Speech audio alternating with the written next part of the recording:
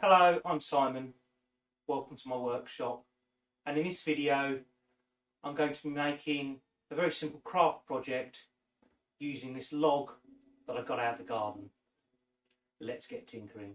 This log is from a branch of a cherry tree that I pruned a couple of years ago, and I left it in the garden and it's seasoned and dried nicely. If you look this side, there's no cracks in it. There's a few cracks here. I've just chopped off a small amount of this end, but there are a few small cracks here. I'm hoping that they don't go all the way through. Now, when cutting something with the bandsaw that's circular like this, we need to be a little bit careful because the bandsaw's going to want to pull it in this direction. If this rotates round, it's going to bruise your fingers, trap your fingers. The other problem we need to think about is that when the blade comes through, it's going to come through here first, and the line of sight means you may not be able to see the blade.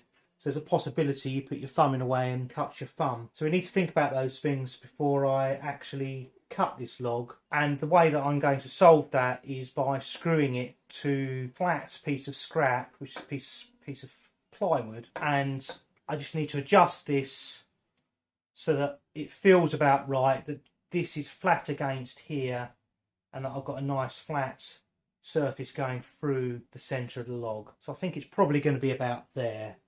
I'm going to draw around that and then I'll screw it.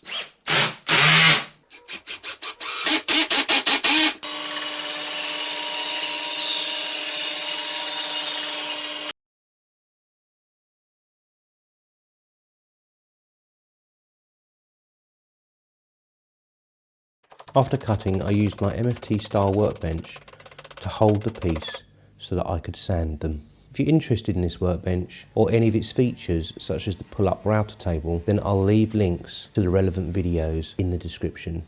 I then changed to 220 grit paper and sanded a little more. Before any finish, I always use these tack cloths. These remove even the smallest of sawdust particles. I then added furniture polish. This is best added in very thin layers. The bottle says 3, but on this end grain I ended up doing 6 layers.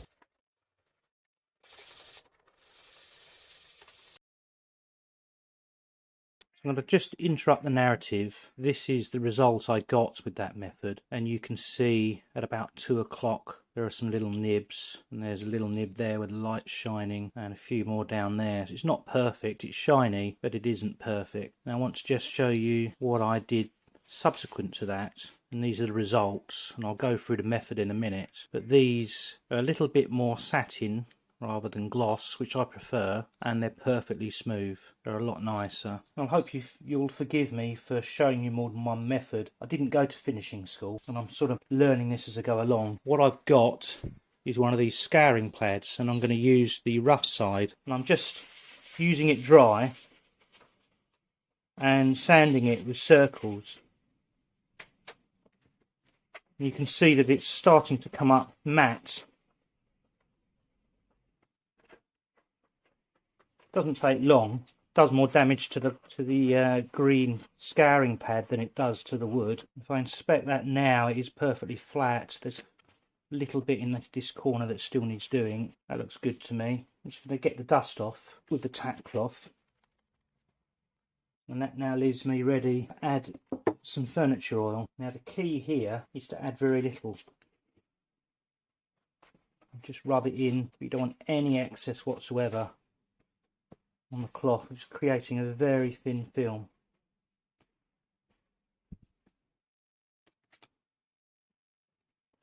If you look at that, there's just a very thin film there. Now I'll just leave it to dry.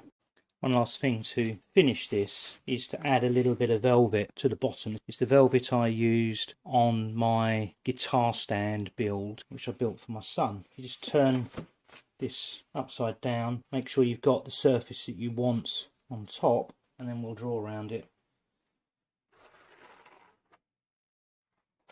I'm going to cut this out bigger than I need it because I'll trim it once it's on there. Now it's just a matter of unpeeling it. And now I can just cut it out.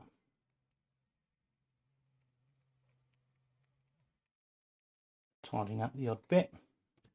And there we have it. Got a nice base to it. One finished coaster. I should make 4 of those to make a set. Well, I'm really pleased with how these coasters turned out. And you do only need 1 cut to make one of them. 4 makes for quite a nice gift, as you've got a nice set. And if you make it out of a nice wood like cherry, then they look fantastic. If you've enjoyed this video, then please leave a thumbs up. And I'd love it if you subscribed. If you like this video, why not subscribe by clicking my logo? It's free, and YouTube will add some of my videos to your feed. Thanks again for watching, and I'll see you soon.